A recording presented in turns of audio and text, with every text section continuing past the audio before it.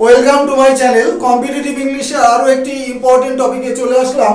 This is target preposition, অর্থাৎ যে কোনো এক্সামে তোমরা প্রেপোজিশনকে টার্গেট করো, যেটাকে তোমরা ফিক্সড বা অ্যাপ্রোপ্রিয়েট প্রেপোজিশন বলো।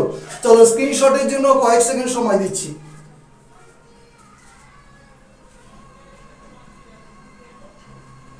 চলো ক্লাসটা শুরু করি। তো নাম্বার 1 দেখো, সুরেশের মাইন্ড ওয়াজ অ্যাটিউন্ড। অ্যাটিউন্ড শব্দটির অর্থ সুর মেলানো। তো অ্যাটিউন্ডের সাথে অ্যাপ্রোপ্রিয়েট প্রিপোজিশন আসবে টু। ফিক্সড বা অ্যাপ্রোপ্রিয়েট বেশি সময় নেব না। Next, he was vexed. ভেক্সডের সাথে আরো দুটো শব্দ বলে দেই। ভেক্সড মানেটা হচ্ছে বিরক্ত বা ক্রুদ্ধ। বিরক্ত বা ক্রুদ্ধ, অ্যানয়েড হতে পারে, অ্যাংরি হতে পারে।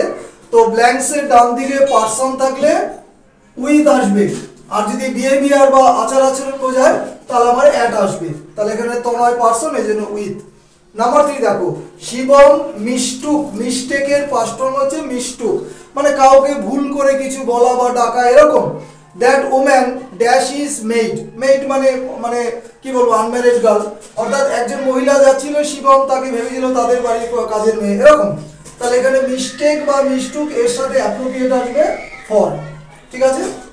Next, he was killed dash a হাইওয়েম্যান।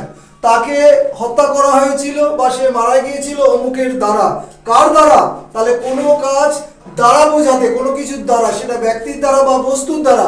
যদি আমার ব্যক্তির দ্বারা বোঝায় তাহলে আনসার আসবে বাই, আর যদি বস্তুর দ্বারা বোঝায় তাহলে আনসার আসবে উইথ। তাহলে হাইওয়েম্যান অবশ্যই ব্যক্তি, এই জন্য আমার আনসার আসবে বাই। নেক্সট দেখো, Rohan is sick dash this job. মানে এই কাজে রোহান খুব অনুপযুক্ত।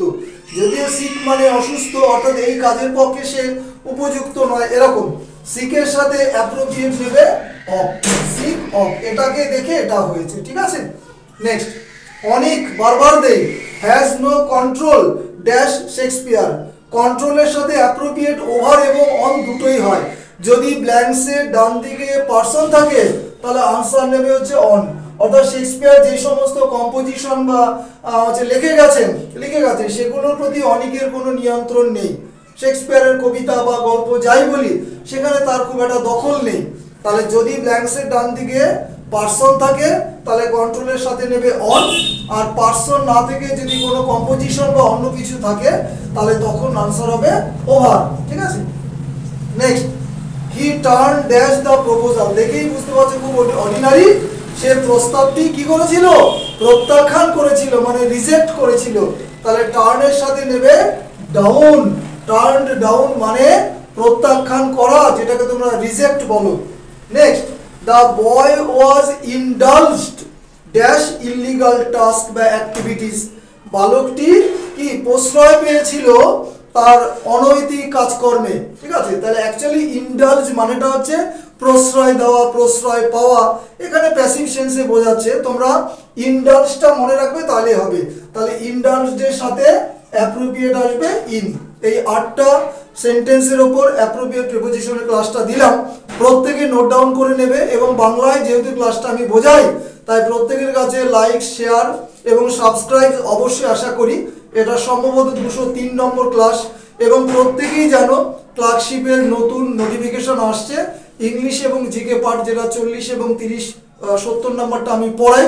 তো প্রত্যেকে কন্ট্যাক্ট করতে পারো যারা অবশ্যই ইন্টারেস্টেড। এখন থেকে প্রিপারেশন নাও। প্রিলিমস এবং মেন একসাথে পড়ানো হবে, অনলাইন এবং অফলাইন দুটোই অ্যাভেলেবেল। ঠিক আছে। তো ক্লাসটা শেষ করছি। Have a good day.